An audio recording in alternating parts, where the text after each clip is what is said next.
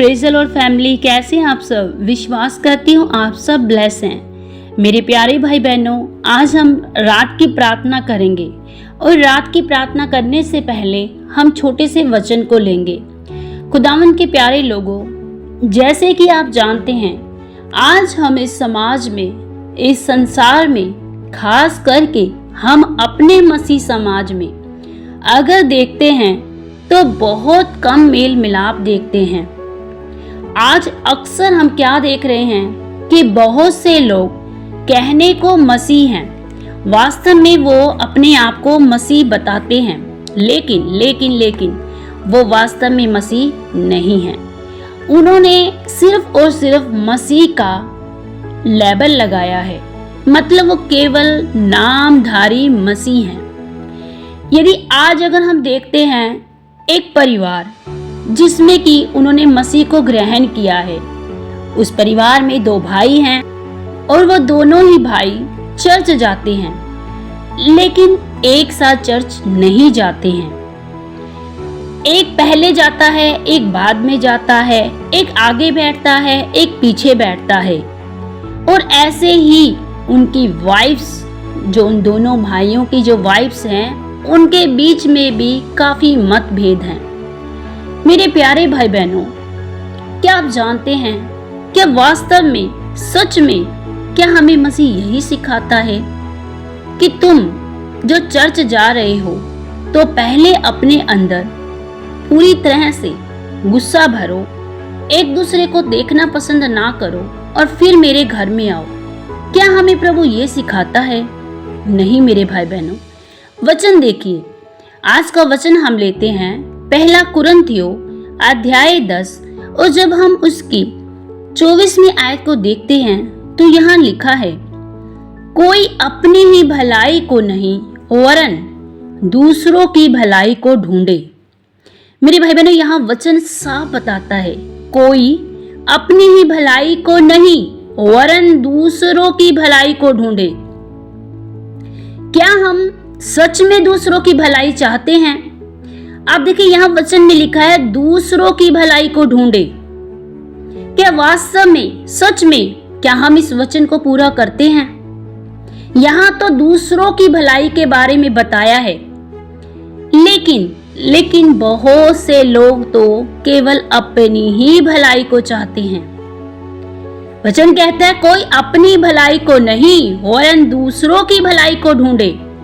लेकिन आज हम क्या देखते हैं, आज मसीह लोग, भाई बहन भी आपस में एक दूसरों की भलाई नहीं चाहते, एक दूसरे की भलाई को नहीं ढूंढते हैं, केवल और केवल अपनी भलाई को चाहते हैं। मेरे बच्चे ब्लेस हो, मेरा नेम हो, मेरा फेम हो, मैं प्रभु में अच्छा चलूं। खुदावन के प्यारे लोगों, आज भाई जब एक दूसरे की भलाई नहीं चाहता, एक दूसरे को देखना पसंद नहीं करेगा, हालांकि वो मसीह भाई बहन हैं, वो मसीह के बच्चे हैं, मसीह के बच्चे होने के बावजूद भी उनके अंदर अपने पिता का व्यवहार, अपने पिता का प्रेम और अपने पिता के वचनों की आज्ञाकारिता नहीं है।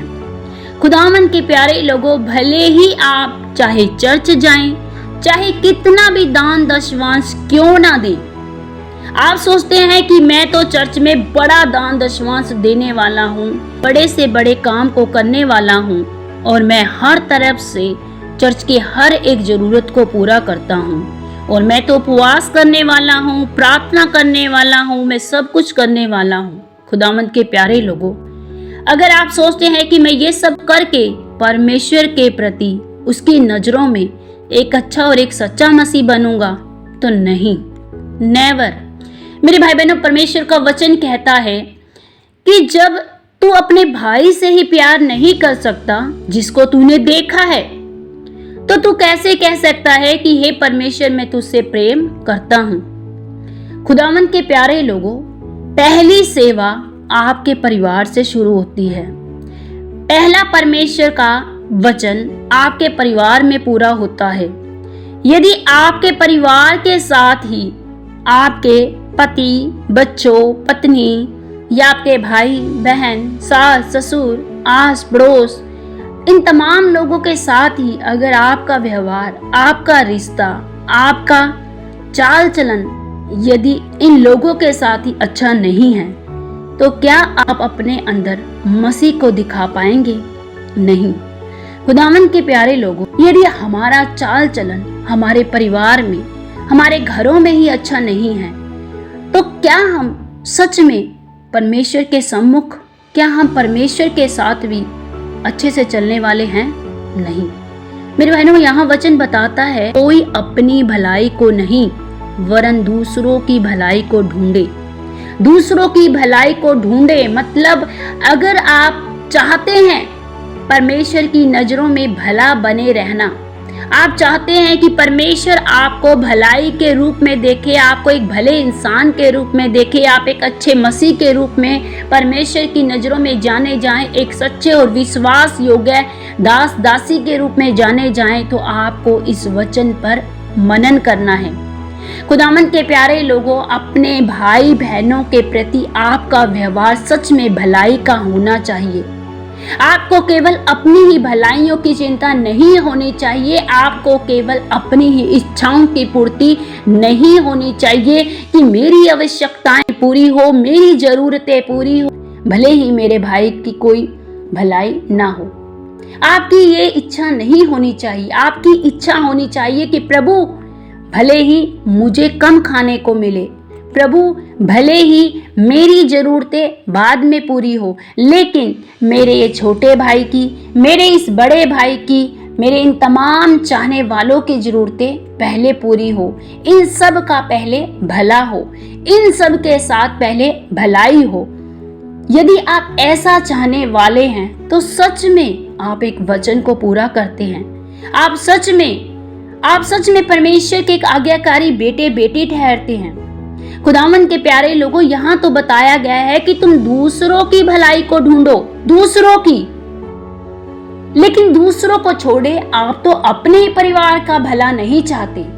आप तो अपने ही भाई को देखना, अपने ही बीवी को, अपने ही सास ससुर को, तमाम उन लोगों को जिन्होंने आपसे बुरा किया है, जिन्होंने आपके साथ कोई भलाई नहीं की है, आप उनका ही भला देखना नहीं चाहते। प्रभु के प्यारे लोगों, वचन कहता है कि बुराई को भलाई से जीत लो। यदि कोई आपके साथ बुरा व्यवहार करता है, यदि कोई आपके साथ अच्छे रिश्ते बनाकर नहीं रखता है, यदि कोई आपकी आलोचना करता है या आपकी निंदा करता है या आपके साथ अच्छा व्यवहार, आपके साथ अच्छा चाल चलन नहीं रखता है, तो भी वचन कहता है कि बुराई के बदले बुराई नहीं वरन बुराई को भलाई से जीत लो। परमेश्वर तो यही सिखाता है, परमेश्वर का वचन तो यही सिखाता है कि बुराई करने वालों के साथ बुराई नहीं करनी। मेरे भाई बहनों, अक्सर हम देखते हैं कि आज घरों में सबसे ज्यादा क्लेश होता है, खास करके मसीह लोगों के जीवनों में, मसीह लोगों के परिवारों में। आज हम देखते हैं कि मनमुटाव चलते हैं। कहने को वो 20 साल पुराने विश्वासी हैं, 10 साल पुराने विश्वासी है, बहुत अपने आप को अच्छा और ऊंचे श्रेणी का विश्वासी बताते हैं, लेकिन उनके परिवारों में मतभेद हैं, उनके रिश्तों में कोई भी एक दूसरे के प्रति भलाई अच्छाई नहीं है। खुदावंद के प्यारे लोगों, यहाँ किसी पर कमेंट कसा नहीं जा रहा है, लेकिन वचन के अनुसार सिर्फ मैं यही कहना चाहती हूँ कि आप वचन के अनुसार अपने जीवन को जांचें। वचन में लिखा है, कोई अपनी ही भलाई को नहीं वरन दूसरों की भलाई को ढूंढे। अपने आप की इच्छाओं को छोड़कर, क्या आपने कभी चाहा है, क्या आपने कभी देखा है, अरे मेरा भाई कम कमाता है तो शायद उसको जरूरत होगी, चलो कोई बात नहीं, आज हम थोड़ा उनकी मदद करें, आज उनकी हेल्प की जाए, आज उनके जीवन में भलाई की जाए। अक्सर हम देखते हैं बहुत से लोगों को बहुत जरूरत होती है, बहुत सी चीजों की जरूरत होती है, लेकिन बहुत से लोग केवल ये कहकर टाल देते हैं कि अरे भाई मैं तेरे लिए प्रार्थना करूंगा। बहुत अच्छी बात है कि आप दूसरों के लिए प्रार्थना करते हैं, लेकिन उनकी भलाइयों का भी यत्न करें। अगर आपसे हो सके तो उनकी किसी जरूरत की चीजों को, उनकी आवश्यकताओं की पूर्ति के लिए कुछ उनकी मदद करें। हालेलुया। खुदावंद के प्यारे लोगों, हम परमेश्वर के भय में चलने वाले अपने आप को बताते हैं कि प्रभु हम तेरे भय में चलने पाए। क्या सच में हम प्रभु के भय में चलते हैं? यदि हम किसी भी वचन को लेकर उस वचन पर स्थिर नहीं रह पाते तो सच में हम प्रभु के वचनों के अनुसार उसके भय में चलने वाले नहीं हैं।